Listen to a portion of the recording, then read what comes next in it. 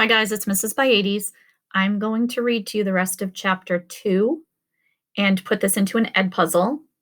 If, when it stops at the questions for the Ed puzzle, you are not 100% sure of the answer, go back and listen again, please. Remember, it's super important that you have your listening ears turned on. Just to sort of review what we just learned in chapter 2.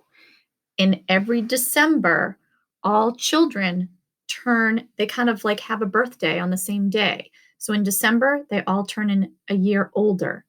In the ones, they receive a name and a family. It's somewhat like adoption in that way because you have to apply for your child, and they only have 50 children each year, and 50 parents will be assigned a child each year. Okay, now I'm going to continue on. It says when I was an 11, because we want to know what's happening at the ceremony of 12s, because that's what Jonas is super worried about. When I was an 11, his father said now, as you are, Jonas. I was very impatient waiting for the ceremony of 12. It's a long 2 days. I remembered that I enjoyed the ones, as I always do, but that I didn't pay much attention to the other ceremonies, except for my sister's. She became a 9 that year and got her bicycle. I'd been teaching her to ride mine, even though technically I wasn't supposed to. Jonas laughed. It was one of the few rules that was not taken very seriously and almost always broken. The children all received their bicycles at 9. They were not allowed to ride bicycles before then, but almost always the older brothers and sisters had secretly taught the younger ones. Jonas had been thinking already about teaching Lily. There was talk about changing the rule and giving the bicycles at an earlier age. A committee was studying the idea. When something went to a committee for study, the people always joked about it. They said that the committee members would become elders by the time the rule change was made. Rules were very hard to change. Sometimes, if it was a very important rule, unlike the governing the age for bicycles, it would have to go eventually to the receiver for a decision. The receiver was the most important elder. Jonas had never even seen him that he knew of. Someone in a position of such importance lived and worked alone. But the committee would never bother the receiver with a question about bicycles. They would simply fret and argue about it themselves for years until the citizens forgot that it had ever even gone to them for study. His father continued. So I watched and cheered when my sister Katya became a 9 and removed her hair ribbons and got the bicycle. Father went on. Then I didn't pay much attention to the 10s and 11s. And finally, at the end of the day, which seemed to go on forever, it was my turn. It was the ceremony of 12. Jonas shivered. He pictured his father, who must have been a shy and quiet boy, for he was a shy and quiet man, seated with his group waiting to be called to the stage. The ceremony of 12 was the last of the ceremonies, the most important. I remember how proud my parents looked, and my sister too, even though she wanted to be out riding the bicycle publicly. She stopped fidgeting and was very still and attentive when my turn came. But to be honest, Jonas, his father said, for me, there was not the element of suspense that there is with your ceremony, because I was already fairly certain of what my assignment was to be. Jonas was surprised. There was no way really to know in advance. It was a secret selection made by the leaders of the community. The committee of elders who took the responsibility so seriously that there were never even any jokes made about assignments. His mother seemed surprised too. How could you have known? She asked. His father smiled his gentle smile. Well, it was clear to me, and my parents later confessed that it had been obvious to them too, what my aptitude was. Guys, this word right here, aptitude, that means like your skills, what you're good at. Everybody has different skills. So that's what an aptitude was. And his family knew what he was good at. I had always loved the new children more than anything. When my friends in my age group were holding bicycle races or building toy vehicles or bridges with their construction sets or all the things I do with my friends, Jonas pointed out, and his mother nodded in agreement. I always participated, of course, because as children we must experience all of those things. And I studied hard in school as you do, Jonas. But again and again during free time, I found myself drawn to the new children. I spent almost all of my volunteer hours helping in the nurturing center. Of course, the elders knew that from their observation. Jonas nodded. During the past year, he had been aware of the increasing level of observation. In school, at recreation time, and during volunteer hours, he had noticed the elders watching him and the other 11s, and he had seen them taking notes. He knew, too, that the elders were meeting for long hours with all the instructors that he and the other 11s had had during their years of school. So I expected it, and I was pleased, but not at all surprised, when my assignment was announced as nurturer, Father explained. Did everyone applaud even though they weren't surprised? Jonas asked. Oh, of course. They were happy for me that my assignment was what I wanted most. I felt very fortunate. His father smiled. So, guys, we can realize now that the ceremony of 12, you are given your assignment, which in this case, he says what his assignment was, which is nurturer. And we talked about the word nurturer, that's his job. So at the ceremony of 12s, you are given your job. And the way they do this is that elders watch you. And they watch you in school, they talk to your teachers, they find out what you're good at and maybe what you're not so good at. Then you're able to go and do volunteer hours in all different places. And so they look to see where you keep going back to, because that probably shows that you're interested in one.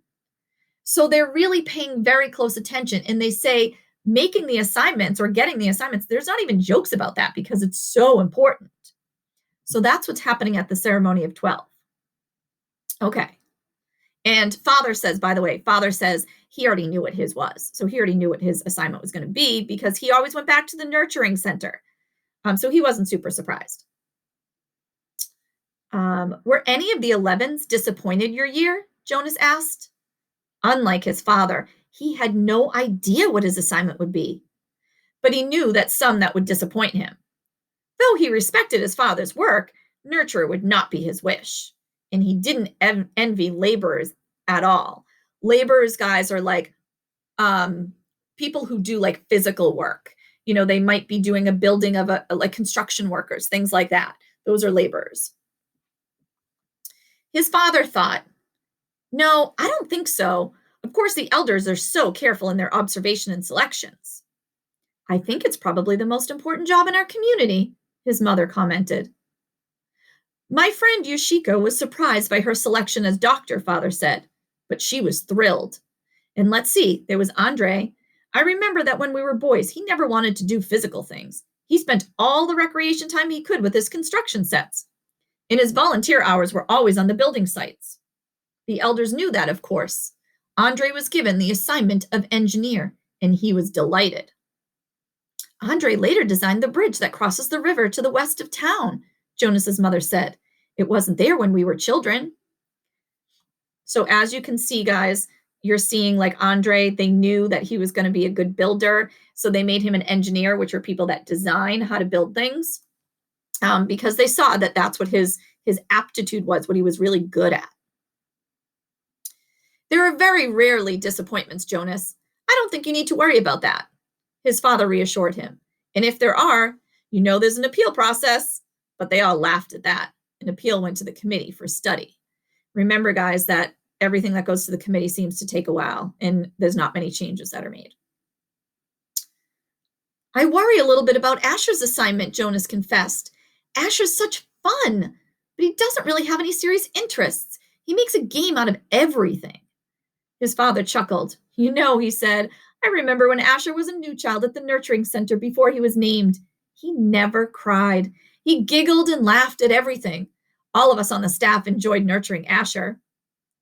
The elders know Asher, his mother said. They'll find exactly the right assignment for him. I don't think you need to worry about him. But Jonas, let me warn you about something that may not have occurred to you. I know I didn't think about it until after my ceremony of 12. What's that? Well, it's the last of the ceremonies, as you know. After 12, age isn't important. Most of us even lose track of how old we are as time passes, though the information is in the Hall of Open Records and we could go and look it up if we wanted to. What's important is the preparation for adult life and the training you'll receive in your assignment. I know that, Jonas said. Everybody knows that. But it means, his mother went on, that you'll move into a new group, and each of your friends will. You'll no longer be spending your time with your group of 11s. After the ceremony of 12, you'll be with your assignment group and with those in training. No more volunteer hours, no more recreation hours. So your friends will no longer be as close. So, guys, just to sort of explain what Mother is saying here. First of all, after age 12, people lose track of how old they are because they don't even celebrate their birthdays after age 12. The age doesn't even matter anymore. It's almost like they can sort of consider you an adult at age 12. So age doesn't matter anymore.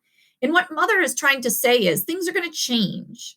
And you may not always be hanging out with the same people because you might start hanging out with people who have the same interests as you and that are going to be doing the same job as you eventually. Now, you don't go immediately into this job, just so you know. You will have a lot of training for it and they still go to school for a while. But their actual assignment is given to them at age 12. All right, let me keep reading. Jonas shook his head. Asher and I will always be friends, he said firmly, and there will still be school. That's true, his father agreed, but what your mother said is true as well. There will be changes. Good changes, though, his mother pointed out. After my ceremony of 12, I missed my childhood recreation. But when I entered my training for law and justice, I found myself with people who shared my interests. I made friends on a new level, friends of all ages. Did you still play at all after 12? Jonas asked. Occasionally, his mother replied, but it didn't seem as important to me. I did, his father said, laughing. I still do. Every day at the nurturing center, I play bounce on the knee and peekaboo and hug the teddy. He reached over and stroked Jonas's neatly trimmed hair. Fun doesn't end when you become 12. Lily appeared wearing her nightclothes in the doorway. She gave an impatient sigh. This is certainly a very long private conversation, she said, and there are certain people waiting for their comfort object. Lily, her mother said fondly, you're very close to being an 8. And when you're an 8, your comfort object will be taken away. It will be recycled to the younger children. You should be starting to go off to sleep without it. But her father had already gone to the shelf and taken down the stuffed elephant, which was kept there. Many of the comfort objects, like Lily's, were soft, stuffed imaginary creatures. Jonas's had been called a bear. So again, they use that word, guys. The comfort object is like a stuffed animal. And they're using the word imaginary creatures when he says it's called a bear, which again tells us they must not have any animals in their community. He doesn't even know what a bear is. He says it's imaginary. Okay, imagine if I said to you, oh, I saw, we could talk about a unicorn, but we don't know that they actually exist. So we just know that they're called that. Here you are, Lily Billy, he said. I'll come help you remove your hair ribbons. Jonas and his mother rolled their eyes, yet they watched affectionately as Lily and her father headed to her sleeping room with the stuffed elephant that had been given to her as her comfort object when she was born. His mother moved to her big desk and opened her briefcase. Her work never seemed to end, even when she was at home in the evening. Jonas went to his own desk and began to sort through his school papers for the evening's assignment. But his mind was still on December and the coming ceremony. Though he had been reassured by the talk with his parents, he hadn't the slightest idea what assignment the elders would be selecting for his future or how he might feel about it when the day came.